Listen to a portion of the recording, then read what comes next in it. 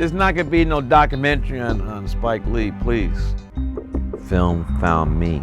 Notice what I said, film found me. I didn't say I found film. My first big break came because I couldn't get a job. I had just completed my sophomore year at Morehouse College, Atlanta, Georgia. I came back to New York for the summer. That was the summer of 1977. New York City was literally broke. There's this famous Daily News front page headline, Ford to City, dropped dead. Usually up to that point, you could always get a job during the summer, but not that summer. So I had nothing to do, and there's a friend of mine, her name is Vieta Johnson. She later went on to Princeton, now she's a doctor in Chicago. She had gotten a Super 8 camera, and I was over her house, and I saw this camera in the corner. I asked her about it. I said, can I borrow it? She said, yeah, I'm not doing nothing with it. So I spent the whole summer running around New York City filming stuff with this Super 8 camera. Now, I did not do this because I wanted to be a filmmaker. I did this solely because I just didn't want to spend the whole summer playing Stratomatic baseball on my Brooklyn stoop. It was a great summer to be filming stuff. Number one, it was a first summer disco, so I was filming numerous block parties where DJs were hooking up their turntables and speakers to the street lamps. Number two, it was one of the hottest summers of record. Consequently, it was a blackout.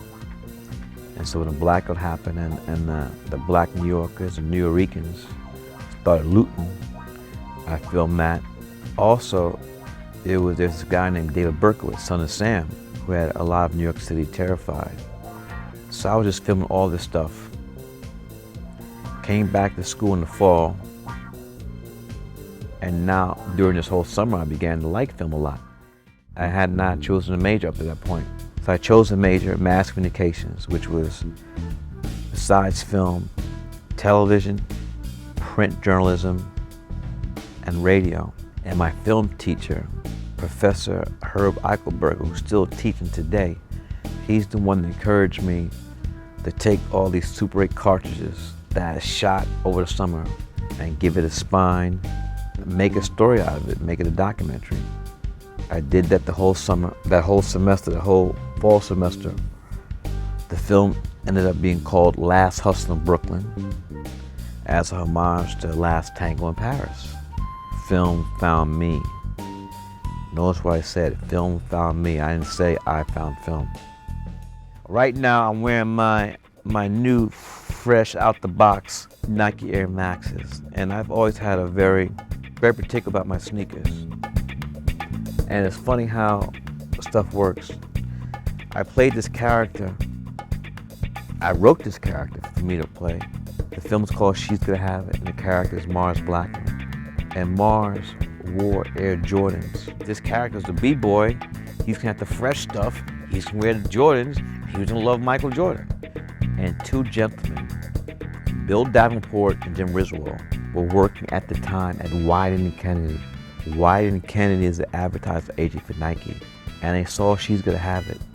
And they saw Mars.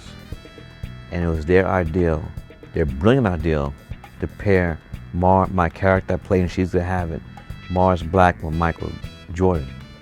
Now Nike signed up on it, but Michael Jordan still had approval rights. So at that time, Mike had not seen She's Gonna Have It. He didn't know who I was. First of all, I had never directed a commercial before in my life. Nike wanted me to play Mars with Michael, also direct a commercial and shoot in black and white, like the black and white you saw in She's Gonna Have It.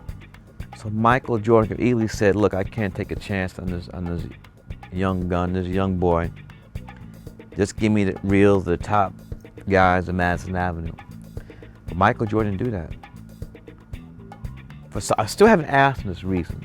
For some reason, he decided to give me a shot. And the commercial I did with Michael Jordan ended up being some of the greatest campaign, one of the greatest campaigns ever in the history of advertising. And Nike took off. I did not become a filmmaker because I wanted to be famous. I did not become a filmmaker because I wanted to make a lot of money. I became a filmmaker because I found something I loved. I'm a professor at NYU, the graduate film school, been there 15 years. I'm also director, artistic director of the film school. I tell all my students, the worst thing you can do is choose your major just based solely on how much money you think you can make when you graduate. If you want to be happy, have a happy life, and not be miserable, find something that you love. That's it.